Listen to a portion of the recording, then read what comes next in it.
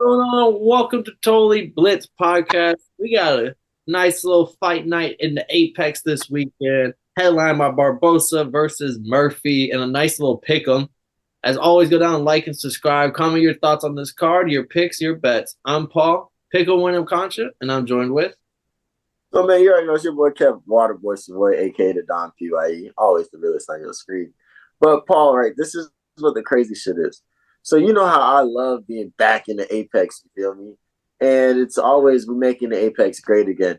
But the adverse to Sean Strickland winning the championship means that he doesn't have no more Apex cards. Like I miss those. I miss those. I don't know why. But we got a good one, Edson Barboza, but like I miss the Sean Strickland Apex cards.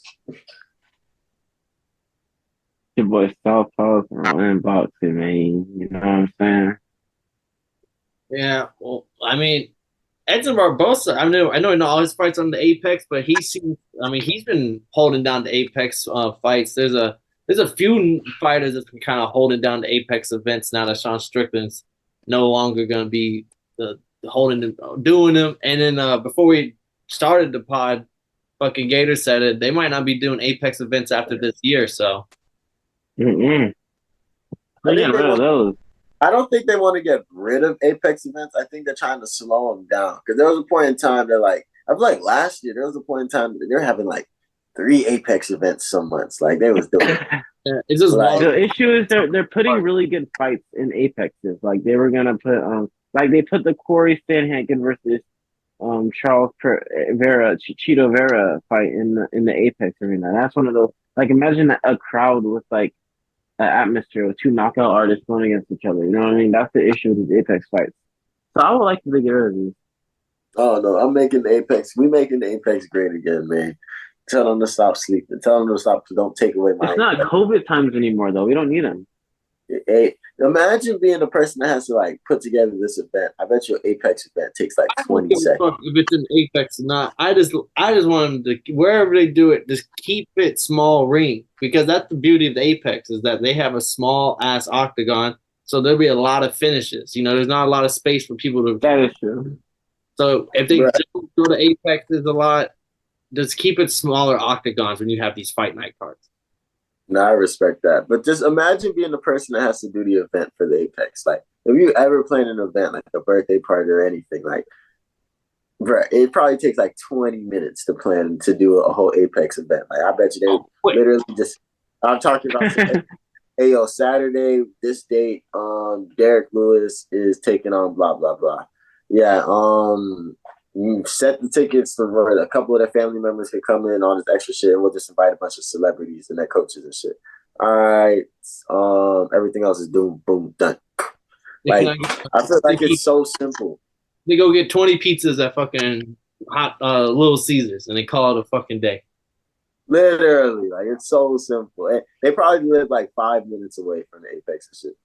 Then, but now let's jump into this fights on this Apex card. There's a couple good ones. Angela Hill is opening the main card against Luana Pinheiro. It's a pick 'em like any other Angela Hill fight. It's a 50-50 fight for her. You never know if she's going to win or lose. Fucking Pinheiro is a good fighter, great at Brazilian, great takedowns, great submission game. Not the best striker. It's old as tail. We got a striker versus a submission artist. Not saying that Angela Hill doesn't have good wrestling submission in her own right. Not she just has decent wrestling. All right, I was not saying she has submission skills, but fucking striker, submission artist. Angela Hill's almost pushing 40. I can't pick her in this fight. I'm sorry. I mean, Pinheiro is the younger prospect. I just think even if she doesn't have the great striking, she had enough striking to beat Karate Hottie. She had enough. She had enough striking to beat Sam Hughes, and other than Amanda Ribas knocking her out last year, she was undefeated in the UFC. And I just don't think 40-year-old Angela Hill, as a favorite, is where I'm putting my money in this fight. You don't got Angela Hill, bro? No, Angela Hill, just like she's been in this game too long. She's been calculating too much data. She knows all the counterpoints. This young little prospect has nothing else coming for you. You gotta understand. you're going against somebody who's been in the UFC for about 30 years. This is going to be your big welcome to the UFC. It's not going to be a fun night for this prospect. Angela Hill is going to show how she's still that woman. She's still one of the greatest fighters she's still one of the greatest women fighters to ever live. And she's gonna show you why she's that girl. You know what I mean? I just think I think she has too much experience. You know what I mean? She has too much experience fighting adversity, losses, and wins. You know what I'm saying? This prospect hasn't gone through any of that. So, Damn it. I was so big on Angela Hill until Gator just said that. Like anytime I feel like Gator be reaching, I always end up looking stupid. So I'm just like, I was like, I like Angela Hill. I think I was gonna be like, yeah, man, I can't wait. I wish that I could have seen her at a weigh-in or like see where her mind was at, see what she's thinking, like because like Angela Hill is literally 50-50. I feel like it's like when you got to see what camp, you got to see how good her camp was. You got to see like what mindset she coming with. If she comes in right, if she don't got no injuries or nothing, she's 100% great camp. I like her to come in and put on a great performance, especially against a prospect.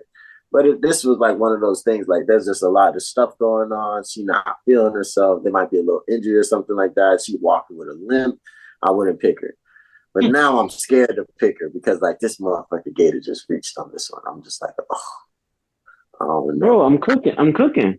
I don't know. See, you be cooking, but whenever I pick, you be cooking one, and then I don't pick with you. You like have us looking crazy like last week with Veronica Hardy and shit.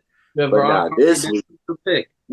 yeah. But like this week, I'm thinking Angela Hill. I'm agreeing with you, and I'm like, oof, I finna look stupid. See, I'm glad I don't bet. I'm gonna take Angela Hill, but I'm scared. I'm gonna be in that group chat. I'm gonna be in that group chat tweeting if that win comes. But and you know, this is the girl, Kev. We watched Piera fight at Piera versus Hill 2 in Miami. She was the one that fought the karate hottie, if you remember. And she beat the shit out of her. Heavy hands, dynamite for hands. So yeah, I got her. That. I did, yeah. I got the Pinero girl. And then from one UFC Miami vet to another UFC Miami vet, Adrian Yanez taking on Vinicius Salvador. It's Adrian Yanez. Yanez?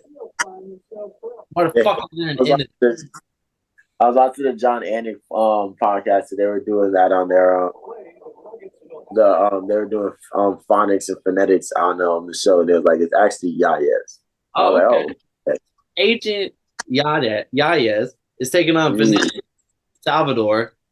14. Yeah. All right, come on. 16-4 for Yanez. Honestly, Yanez is minus 400, one of the biggest favorites on the card, plus 300 for Vinicius. And on paper, you might be like, oh, I'm not taking a minus. I mean, minus 400, Yanez should win. But, I mean, he hasn't looked good in his last two fights. He got knocked out by Rob Font badly, get knocked out by Jonathan Martinez badly. And since then, the hype train's kind of dead. But I'm here to tell you, this is the perfect time to put him in a parlay wherever the fuck you got. This guy, Salvador, yes, he's 14-6. He's 0-2 in the UFC. He did get a knockout win on the Contender Series over Shannon Ross. Shannon Ross has since yet to win a fight. He's like 0-4. Every guy he's beat on the regional scene, combined record of his like 13 fights on the regional scene is like 2-20 something or 2 and like he's beating trash cans and before getting into UFC. So no way am I picking him. I think Yanez probably looks really good in this fight. Not just a win, but probably a knockout performance. Yeah, man, I think Yanez was his trajectory was so high until that UFC Miami lost to Rob Font, and then he lost again. I think he lost his next fight after that. But yeah, we were really thinking like, yo, he's about to like catch speed, go on a run, and contend for a championship in a year or two. But I think this is one of those fights where he kind of builds up that momentum and that steam back up because he's a great fighter. Even John Jones was taking the time to let him know that you're a great fighter. So I'm definitely taking Yanez, even if I didn't know all those facts about dude's all the people that do other do this far. Yeah. Then I'm big on. yeah. I'm huge on Yaez, bro. Well, or I used to be before the Rock Font fight, obviously. You know what I'm saying? That knockout was just like pure disgusting, Hey, I but you always know what I'm saying? will never forget that I went to go get. What did I want to go buy, Paul? Like some A nachos or t-shirt. something. I went to It's go like buy a nachos with t-shirt. cheese. Yeah, I went to go buy a t-shirt, and I was trying to hurry up, but my brother wanted to get some food, so I was like, "All right, get in the line, motherfucker." And I wait in the t-shirt line, and they didn't even have my size at the stand I wanted. So I'm like, "Fuck, never mind. I'll just go back." And the second I get there, fucking Yaez gets knocked out by Rob Font. I missed the whole shit. It was so sad. Yeah. It was such a quick knockout too, but It was crushing. hopefully it was a bad 2023 for him. 2024 is a new year. Maybe we can turn the leaf. Then the co-main event, Chaos Williams in a pick of -130 against Charleston Harris +110. This is honestly just two fun fighters. Both up and down career, win some, lose some type of guys. I mean, as a pick'em is the perfect matchup. Chaos Williams, everyone knows him, strong motherfucker, got heavy hands, hard guy to take down. And then Charleston Harris got the lengthy arms, great boxer. Just honestly he doesn't have the greatest chin. He is getting older. He does have good wrestling too. He's an overall good fighter on all. He's a 3-level threat, like you would say this is basketball. And this is a good pick. I mean, no one's gonna go crazy about this fight. It's not like it has crazy impact on the division by any means, but this is just two good fighters to get to go against each other for a co-main event. I am partial because I fuck with Chaos Williams heavy.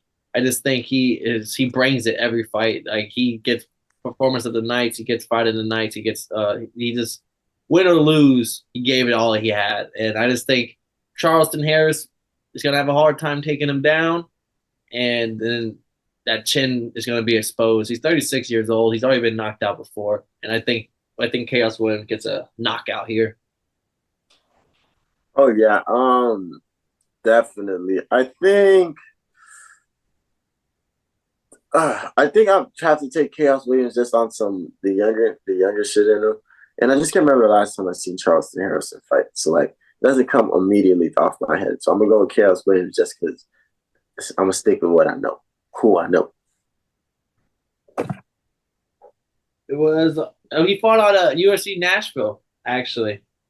That's what I'm saying. I'm like, I feel like I cannot remember the He last time I seen him fight. he submitted Jeremiah Wells, another strong buff motherfucker at welterweight at the end of the Conda choke. Why do I not remember That fight prior though, I will say he was losing like every round before that choke. I must have been asleep or something. I do not remember this month. It happens. Maybe if I see him, once I see him, I'll remember. We watched a lot of fights. It happened. Then we have to jump into the main event. We got another pick'em. Edson Barboza +125 taking on Lerone Murphy -150 out of Liverpool. Got the Brits taking on the Brazilian. The young gun taking on the vet. Been there, done that. It should be an exciting fight. Barboza, kickboxing, renowned striker. Crazy highlight reel. One of the best highlight reels in UFC history. And then Lerone Murphy kind of making a name for himself right now. He's on the come up. I think he's fought on the past two UFC London cards in front of his home crowd. Putting on a show in both of those fights. I think he's on either 5 or 6 fight win streak. He hasn't lost, period, but he did get a draw in his UFC debut. He got knocked down, but then he overcame that early knockdown and won the last 2 rounds, ending in the draw. So, I mean, he's a complete dog. Honestly, Murphy is a warrior. He's a great all-around fighter. He can wrestle you. He can strike with you. It just Barboza is kind of looking to turn. He looked like he turned a new leaf in featherweight ever since that Bryce Mitchell loss. Since then, he turned it up another gear. He's knocked out these last few prospects they try to put him in the ring with and pick him fight. Can he do it again? or is He Murphy the wants real deal and gonna overcome? Because this is the chance right here. Murphy wins this fight, he's put into the rankings. Barboza wins this fight, he can honestly probably fight whoever the fuck he wants to fight next because he's knocked out all the next guys up. he wants you know what I'm saying, Barbosa, you know what I'm saying, he wants to stay in, you know what I'm saying. You know what I'm saying, like defeating him, the young guys, like I was saying with, for instance, Nagano, if they want to get rid of him, or if they kind of want to use Barbosa as a journeyman, Barbosa has a different mindset. He's like, no, I'm not letting these guys use me as a journeyman. He's knocking these young guys out. Since that Bryce Mitchell loss, which Bryce Mitchell was that young prospect, you know what I mean? Since that Bryce Mitchell loss, you know, then something changed for him. He got a different mindset, and he's better now. So I like him for this fight, but I like him win by decision. What's my? There's no such thing as MMA math, right? Yeah. But you know what's my deciding factor of picking for this fight? What? Billy Q. Okay. So April 15th, 2023. This is the last he knocked Billy Q out in the first round. And this was one of those this was one of the fights that had me shook as fuck. I remember watching that bitch live. And we run it back to and then we take it to Billy Q. I watched in Nashville, fucking electrifies this motherfucker and gets the dub, right? Then we take it to Billy Q. Then we take it back to Barboza, who fought Yusuf. And I was like, okay, that was a good win. He got the dub. He earned it, deserved it, all that good stuff, right? Now I'm going somewhere. Billy Q last week just got his ass whooped by a motherfucker and got submitted like you don't own a Gracie Tampa gym, right? So like this Billy Q win is like an up and down thing. So like I don't know. I respect the Yusuf win, but this Billy Q win, I'm just like So like I know Barbosa is kind of hot right now, but he's not as hot to me as a lot of other motherfuckers that are giving it to him.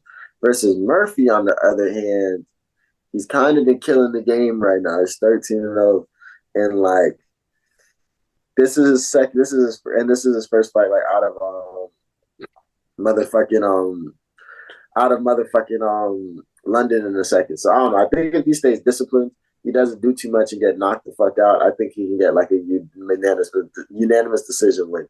But there's no such thing as MMA now.